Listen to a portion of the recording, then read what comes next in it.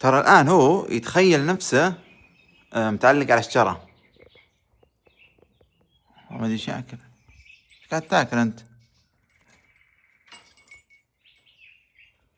هذا زي ما فيه انه فنان في التسلق ومراوغة وكل شيء. تعال عندي. ايش حلوة. هذا هو.